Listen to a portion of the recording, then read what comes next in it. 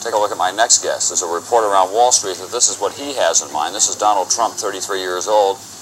And some people think that he wants to buy the World Trade Center, the 110-story Manhattan skyscraper that anyone can pick up if they've got the coins. Donald Trump, as I say, is just 33 years old. He took his father's rather modest by current standards real estate empire in Brooklyn and expanded it considerably. He now has an apartment for sale in a new Trump building called the Trump Tower, going up on 5th Avenue. There it is. You can buy this apartment, one floor of it, one whole floor of that building, that is, $11 million altogether. You bought some prized properties at the bottom of the New York market in the 1970s.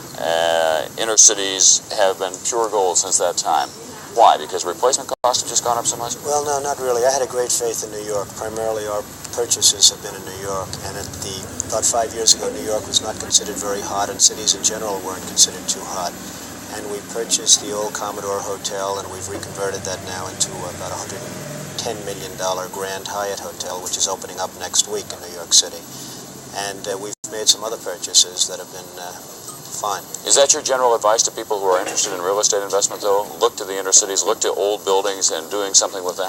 Well, I like the inner cities. I see the inner cities as being sort of a wave of the future now. I think with the problems of fuel and the gasoline shortages and everything else, and the transportation, especially in the major cities such as New York and Los Angeles and Chicago, I see the inner cities as being probably, in terms of a real estate, or in a real estate sense, probably the most viable investments. But it's going to be expensive. Apartments in New York City alone, one bedroom, not very large at all, $650 a month. That's tough for the working class, isn't it? And that's actually now a very low price. In fact, if you have any of them available, I'd like to... I know where I can sell 1,000 of them at that price. Right. Actually, that is a low price. Right. That's really a very low price now.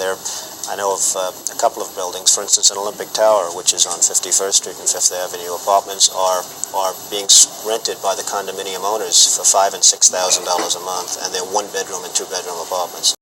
So it's, when you say $600, even in other sections, it's almost becoming a low price. What happens to some of the old buildings in the inner cities that are works of art? You were recently the object of a lot of controversy because you destroyed some sculptures on a building that you bought that the Metropolitan Art Museum wanted. Why did you have those destroyed, first of all, and what happens to the look of a city? Well, what we had is we purchased a site with an old department store on it, the old Bonwit Teller store on 5th Avenue and 57th Street next to Tiffany, and we had to really take the building down, and there were many people that didn't want us to take it down. They wanted to try and preserve the building, but the building really was not worth, as an art building or an Art Deco building, it really was not worth very much, and we did take it down, and there was somewhat of an outcry, but I think that's generally subsided now, and I think people like what we're doing and like the building that we're putting in its place. But couldn't you have saved just those sculptures that you had broken? Well, it would have been very, very dangerous to have saved them. They weighed 2 tons, they were 15 feet high, they were about 2.5 feet thick, and if they would have fallen, they could have fallen the opposite way. If they fall into the building, you don't worry. If they fall out toward 5th Avenue, people could have been very badly hurt and killed, and to me, it was not worth it. And they've really proven not to be very valuable art structures right now, and we've had appraisals done. In fact, even after the fact, we've had appraisals done, and they've turned out not to be very valuable. Mr. Trump, what's left in your life? You're 33 years old. You're worth all this money. You say you didn't say that you want to be worth $1 billion. No, I really don't. I just want to keep busy and keep active and be interested in what I do, and that's all there is to life as far as I'm concerned. I really am not looking to make tremendous amounts of money. I'm looking to enjoy my life, and if that happens to go with it, that's fabulous. Give me one final bottom line. In 5 years, the price of a hotel room in New York City will go for? It could be $1,000 a night. Start saving your money, folks. Just one night, $1,000.